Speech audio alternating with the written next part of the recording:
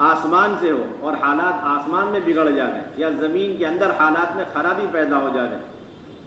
جناب رسول اللہ صلی اللہ علیہ وسلم نے ان تمام ارضی سماوی اور اس کے درمیان پیش آنے والے سارے حالات کے موقع پر ایک ایک امتی کو اپنی ذات سے، اپنے قول سے، اپنے فعل سے مسجد سے جوڑا۔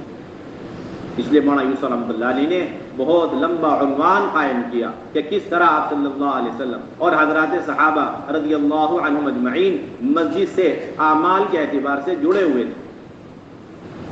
وہ کتنے اعمال تھے جو حضرات صحابہ رضی اللہ عنہم اجمعین مسجد میں کیا کرتے تھے، اور ان کا مساجد سے کن کن اعمال کے اعتبار سے تعلق قائم تھا۔ ان تمام اعمال کو مولانا یوسف رحمۃ اللہ علیہ نے حیات الصحابہ میں نقل ہی اس لیے کیا ہے تاکہ یہ ہمارے کام کرنے والوں کے سامنے بنیادی مقصد بنا رہے۔ 2 گھنٹے 2.5 گھنٹے یہ تو اس اعلیٰ درجے کے مقصد تک پہنچنے کا بالکل الگ بات ہے۔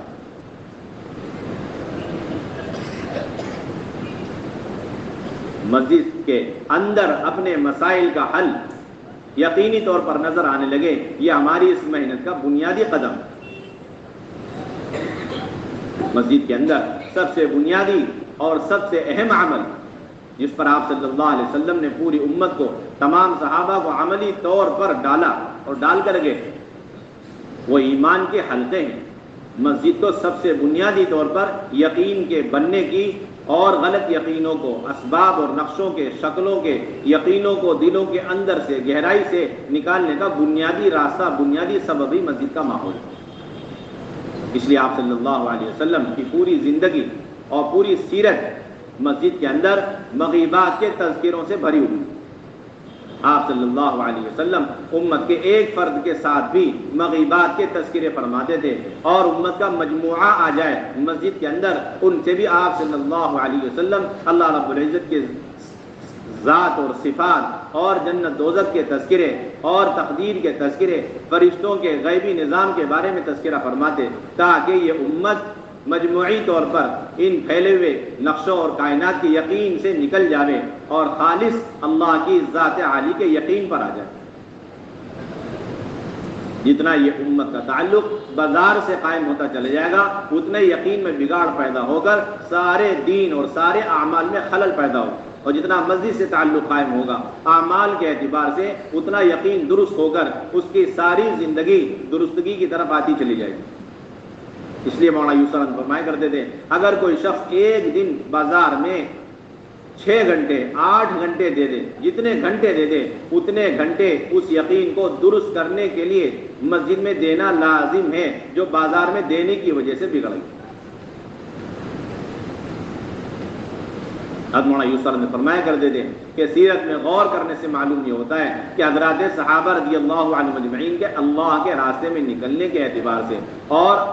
مقام پہ رہ کر مساجد کو وقت دینے کے اعتبار سے 12 مہینے میں سے تقریباً 8 سے 9 مہینے اسی میں لگ جاتے تھے ایک ایک صحابی کے حصے۔ 6 سے 7 مہینے اللہ کے راستے کے نفر کا ہر سال کے اعتبار سے،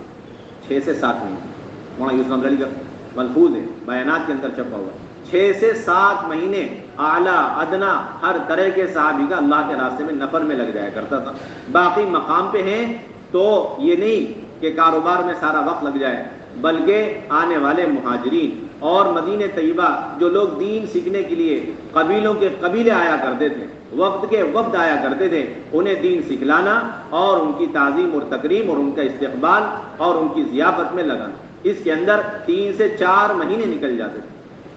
اس طرح ایک ایک صحابی کے حصے میں 2/3 سے زیادہ وقت، 2/3 سے زیادہ وقت مقام اور خروج کے اعتبار سے لگا کرتا، اس لیے بنیاد ہے۔ اور فرمایا کرتے تھے آج مولانا یوسف رحمۃ اللہ علیہ کہ اگر مسجد میں آ کر امت ایمان اور یقین کے حلقوں میں نہ بیٹھے اور صرف اپنا تعلق مسجد سے نماز تک قائم کر لے، تو پھر جو کچھ بازار میں فتنے فساد ہوا کرتے ہیں وہ سارے فتنے فساد مسجدوں سے اٹھنے شروع ہو جائیں گے۔ فرمایا کرتے ہیں کہ اگر ہم نے مسجدوں میں آ کر ان نماز کے علاوہ علم کے اور مغیبات کے حلقوں کے لیے اور دعوت کے حلقوں کے لیے وقت فارغ نہ کیا اور ان حلقوں میں اپنے آپ کو اور امت کو لا کر جمع نہ کیا تو پھر پہلے سے زیادہ اسباب اور نقشوں کا یقین لے کر کے یہ لوگ نماز سے واپس جائیں گے، اور پھر دھیرے دھیرے یہ ظاہری سارے نقشوں سے مسجدوں کو بھر دیں گے، جس کا نتیجہ یہ ہوگا کہ بازار کے اندر جو کچھ فتنے فساد اور جو کچھ خرابیاں برائیاں وجود میں آتی ہیں، وہ ساری برائیاں خرابیاں فتنے فساد مسجدوں سے اٹھنے شروع ہو جائیں گے، اور یہ مسجدیں بازار اور بازار والوں کے تابع بن جائیں. اور اگر ان تمام حلقوں کا اہتمام کیا گیا تو پھر یہ سارے بازار اور یہ گھر کا نظام مسجد کے تابع ہو جائے، اور مسجدوں سے جو کچھ ہدایت اور انوار اور خیر اللہ رب العزت لوگوں کو دیتے ہیں، وہ ساری خیر اور ہدایت اللہ رب العزت مسجد کے ماحول سے بھی، حتیٰ کہ مسلمان کے بازار اور تجارت کے راستے سے بھی لوگوں کو اللہ دینا شروع کر دے. اس لیے بنیادی ذمہ داری کہ ہمیں غور کرنا ہے حضرات صحابہ رضی اللہ عنہم اجمعین کا مسجد سے کیا کیا تعلق قائم تھا، کن اعمال کے اعتبار سے تعلق قائم تھا، اور آپ صلی اللہ علیہ وسلم نے کتنی شدت کے ساتھ اہتمام فرمایا ہر موقع پر ایک ایک امتی کو مسجد سے جوڑنے کا. آپ صلی اللہ علیہ وسلم اور حضرات صحابہ کسی بھی ایک صحابی کے ایک نماز سے بھی غیر حاضری کو برداشت نہیں کیا کرتے. ایک صحابی بھی اگر ایک وقت کی نماز میں غیر حاضر ہو جائے وہ بھی برداشت نہیں.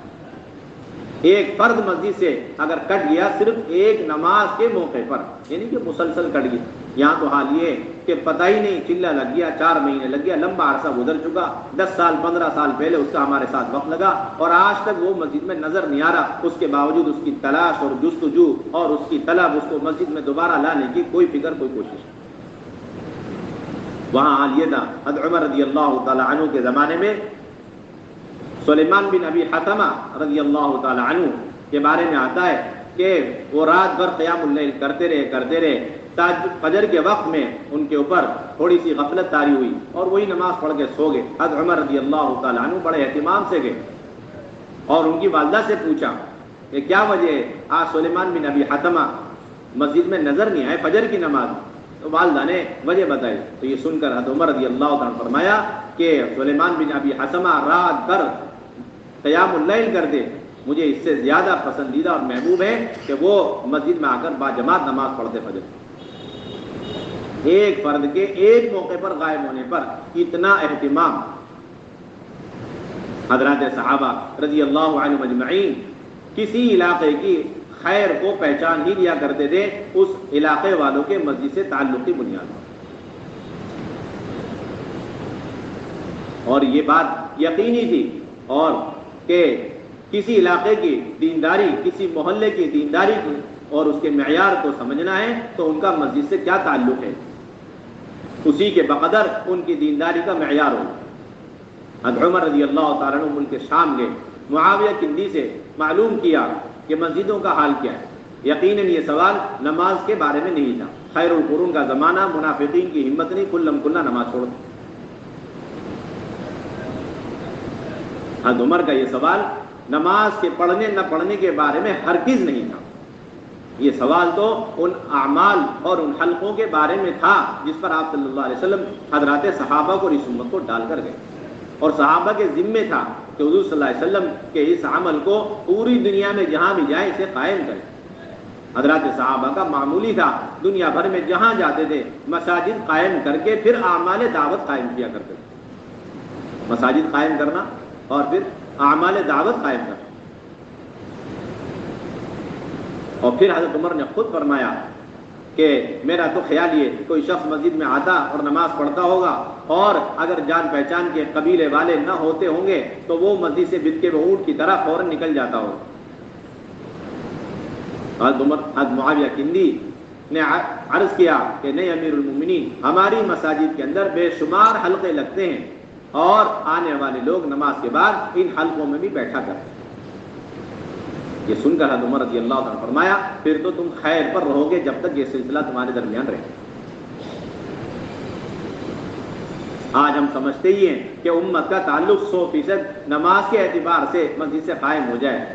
اگر پوری امت 100% نماز کے اعتبار سے مسجد سے متعلق ہو جائے پھر بھی بہت بڑے خیر سے امت محروم رہے گی. حضرت علی رضی اللہ تعالیٰ عنہ کوفہ تشریف لے گئے, مسجد میں بیٹھے ہوئے تھے, اچانک ایک آواز انہوں نے سنی زور سے مسجد کے اندر. پوچھا کہ یہ آواز کیسی ہے؟ انہوں نے عرض کیا کہ امیر المومنین لوگ مسجد میں قرآن سیکھ رہے ہیں, سکھلا رہے ہیں, پڑھ رہے ہیں, پڑھا رہے ہیں. یہ سن کر حضرت علی رضی اللہ عنہ نے فرمایا کہ یہ وہ لوگ ہیں جو حضور صلی اللہ علیہ وسلم کے نزدیک سب سے زیادہ محبوب اور پسندیدہ لوگ ہیں. یہ خیر کا سب سے بنیادی سبب حضرات صحابہ رضی اللہ عنہ مجمعین مدینہ طیبہ کے اندر آپ صلی اللہ علیہ وسلم کی خدمت میں ہر وقت فارغ رہا کرتے تھے. بعض کا حال یہ تھا کہ وہ 24 گھنٹے مسجدوں میں پڑے رہا کرتے تھے. ان کا کوئی ٹھکانہ نہیں, ان کا کوئی ذریعہ معاش نہیں, ہر وقت مسجد میں رہا کرتے تھے. حضرت ابو ہریرہ رضی اللہ تعالی عنہ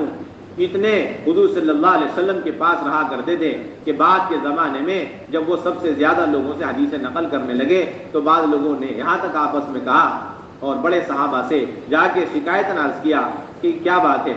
یہ نوجوان یمنی آپ لوگوں کے بعد اسلام میں داخل ہوا اور آپ لوگوں سے زیادہ حدیثیں سنا رہا, کہیں ایسا تو نہیں کہ حضور صلی اللہ علیہ وسلم پر یہ حدیثیں گڑ گڑ کے سنا رہا؟ تو صحابہ کہتے تھے نہیں, یہ بات نہیں ہے, بلکہ بات یہ ہے کہ ہمارے تو دنیاوی مشاغل ہوا کرتے تھے, تجارت کا سلسلہ تھا اور کاشتکاری کا سلسلہ تھا, لیکن یہ ابو ہریرہ رضی اللہ تعالیٰ عنہ ہر وقت حضور صلی اللہ علیہ وسلم کے ساتھ رہا کرتے تھے. اس لیے یہ ان تمام موقعوں پر حاضر رہے جن موقع پر ہم غائب رہے, اور انہوں نے وہ سارا علم سیکھا جو ہم نہ سیکھ سکے, وہ ساری باتیں سنی جو ہم نہ سن سکے.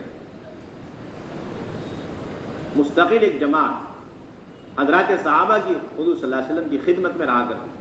بہت مجبوری میں وہ باہر جایا کرتے تھے اور فارغ ہو گئے فوراً مسجد میں آ گئے. آپ صلی اللہ علیہ وسلم نے ایسا عاملہ تیار کیا جو مساجد کے اندر 24 گھنٹے رہا کر. اس لیے مولانا یوسف فرمایا کرتے تھے کہ مسجد النبوی کبھی کسی مقامی مسلمان سے خالی نظر نہیں آئی. مسجد النبوی کبھی کسی مسلمان سے خالی نظر نہیں آئی, اور ایسا مسجد کے اندر ہر وقت حضرات صحابہ کے رہنے کا اور سیکھنے سکھانے کا حلقوں کا اہتمام ہوا کرتا تھا کہ باہر سے کوئی شخص کسی بھی وقت آ جائے, صبح آ جائے, دوپہر آ جائے, شام آ جائے, دیر رات سے آ جائے, اس کے استقبال کے لیے حضرات صحابہ ہر وقت تیار رہتے تھے. اگر نماز ہو رہی اس میں شریک کرا دیا, علم کے حلقے لگے اس میں بٹھا دیا, قرآن کے حلقے ہیں اس میں شریک کرا دیا. آنے والا ایک لمحے کے لیے بھی اپنے آپ کو خالی محسوس نہیں کرتا. ایسی ہر وقت مسجد کے اندر رونق رہا کرتی, دن کا بھی معمول تھا, رات کا بھی معمول تھا. اس لیے معاملہ 2 گھنٹے 2.5 گھنٹے کا ہر چیز نہیں, معاملہ 24 گھنٹے کا ہے. حضرات صحابہ رضی اللہ عنہ مجمعین جس طرح مدینہ طیبہ کے اندر 24 گھنٹے ان اعمال میں اپنا وقت لگایا کرتے تھے, اسی طرح اللہ کے راستے میں نکل کر بھی دن اور رات ان اعمال دعوت میں لگایا کرتے تھے. اور پوری جماعت مجموعی طور پر دن میں بھی اعمال دعوت میں مشغول اور رات بھر اعمال دعوت میں مشغول, جس کے نتیجے میں دن بھر کی محنت پر جو لوگ ہدایت پر نہیں آتے وہ رات بھر کے اعمال دعوت کی بنیاد پر ہدایت پر آ جایا کرتے. اس لیے مولانا یوسف علی نے آیت الصحابہ میں واقعہ نقل کیا, حضرت ہندہ رضی اللہ تعالی عنہ کے اسلام میں داخل ہونے کا بنیادی سبب کیا ہے. جب ان سے حضرت ابو سفیان نے پوچھا تو کیسے مسلمان ہو گئی, انہوں نے خود جواب دیا کہ آج کی رات میں نے حرم شریف میں ان مدینے سے آنے والے مسلمانوں کو یا تو طواف میں دیکھا رات بھر, یا ملتزم سے چمٹ کر دعاؤں میں مشغول دیکھا, یا رکوع میں, سجدے میں, تسبیح میں, تحلیل میں رات بھر میں نے ان اعمال میں صحابہ کو مشغول دیکھا. آج کی رات اس چوکٹ پر ایسی عبادت ہوئی ہے اللہ کی کہ اس سے پہلے کبھی ایسی عبادت نہیں. جو خود کہا ہندہ نے اپنے اسلام میں داخل ہونے کی وجہ بیان کی. یہ سنت طریقہ ہے. مسلمانوں کے ملکوں میں فتوحات کے اسباب میں سے اہم ترین سبب کہ اللہ کے راستے میں دن بھر کی انتہائی مشغولی کے باوجود رات بھر اعمال میں مشغول رہنا, یہ ان کے فتوحات کا یقینی سبب تھا. اس کا یقین تو دشمنوں کے دلوں کے اندر اترا ہوا تھا. جب ان سے پوچھا جاتا کہ کم تر ہیں تعداد میں اور ظاہری اسباب میں، ساز و سامان میں، اور ہم ہر اعتبار سے ان سے ہم برتر ہیں، اس کے باوجود ان مٹھی بھر مسلمانوں کے غالب ہونے اور ہمارے مغلوب ہونے کی وجہ کیا ہے؟ تو وہ جاسوس کہتے تھے اپنے بادشاہوں کے سامنے، اس کی وجہ یہ ہے کہ یہ رات بھر اللہ کی عبادت میں مشغول رہے، دن بھر گھوڑوں پر سوار اور رات بھر مسلوں پہ سوار. یقینی عمل امت کی ہدایت پر آنے کا. آپ صلی اللہ علیہ وسلم کے زمانے میں آنے والے لوگوں کو آپ صلی اللہ علیہ وسلم بنیادی فرائض کی تعلیم از خود دیا کرتے تھے. ایسا معمول تھا کہ جو جس وقت آ جائے اور اپنی کوئی حاجت اور ضرورت لے کر کے حاضر ہو جائے، آپ صلی اللہ علیہ وسلم، خلفائے راشدین، حضرات صحابہ، فقہائے صحابہ اور علماء صحابہ اس کی ضرورت جو بھی ہوا کرتی تھی اسی وقت پورا کر دیا کرتے. وہاں مسجد میں آ کر دین کے سیکھنے کا کوئی مخصوص طریقہ، کوئی مخصوص نصاب نہیں ہوا کرتا. جس کو جس چیز کی ضرورت ہوا کرتی تھی اسے لے کر مسجد آتا اور حضرات صحابہ جناب رسول اللہ صلی اللہ علیہ وسلم اسی وقت اس کی ضرورت پوری کر دیا کرتے.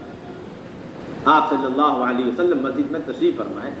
اور منبر پر تشریف فرما ہو کر خطبہ دے رہے حضرات صحابہ کا مجمع ہے. اتنے میں ایک صحابی آئے حضرت رفاعہ رضی اللہ تعالی عنہ اور عرض کیا، میں غریب آدمی ہوں، اجنبی آدمی ہوں اور میں جانتا نہیں میرا دین کیا ہے، یا رسول اللہ آپ مجھے دین سکھلا دیجیے. روایت میں آتا ہے آپ صلی اللہ علیہ وسلم نے نہ تو جھڑکا اور نہ آپ نے یہ فرمایا کہ آ جاؤ یہ ایمان کا حلقہ لگا ہوا یا حدیث کا حلقہ لگا ہوا یا پھر یہ سیکھنے سکھانے حلال حرام کے حلقے لگے ہوئے، یہیں آ جاؤ شریک ہو جاؤ. کیونکہ آنے والے لوگوں کی سطح الگ الگ ہے. ضروری نہیں ہے کہ بعد میں آنے والی کی سطح اور ضرورت وہی ہو جو ان لوگوں کی جو پہلے سے مجلس میں بیٹھے ہوئے. دونوں کے سطح اور دونوں کی ضرورت میں فرق ہے. آپ صلی اللہ علیہ وسلم نے اسے محسوس فرمایا، چنانچہ آپ نے کسی اور کو بھی نہیں لگایا، نہ انہیں بلایا، بلکہ قیامت تک کے لیے تمام امت کو یہ تعلیم دے دی کہ آنے والے لوگوں کو کس طریقے سے بنیادی فرائض کی تعلیم دینی چاہیے اپنی ذات سے. چنانچہ آپ نے خطبہ موقوف کیا، منبر سے نیچے تشریف لائے اور آج خود تشریف لے گئے ان صحابی کے پاس اور آپ کے لیے لوہے کے پائے کی کرسی منگائی. آپ اس میں تشریف فرما ہوئے اور حضرت رفاعہ فرماتے ہیں کہ اس کے بعد آپ صلی اللہ علیہ وسلم مجھے بنیادی دین کی تعلیم دینے تھے. یہ اصل مسجد کے اندر آنے والے لوگوں کو تعلیم اور آنے والے لوگوں کی تربیت اور آنے والے لوگوں کی ضرورت کا لحاظ کر کے انہیں دین سکھلانے کا یہ خلاصہ ہے. ایک صحابی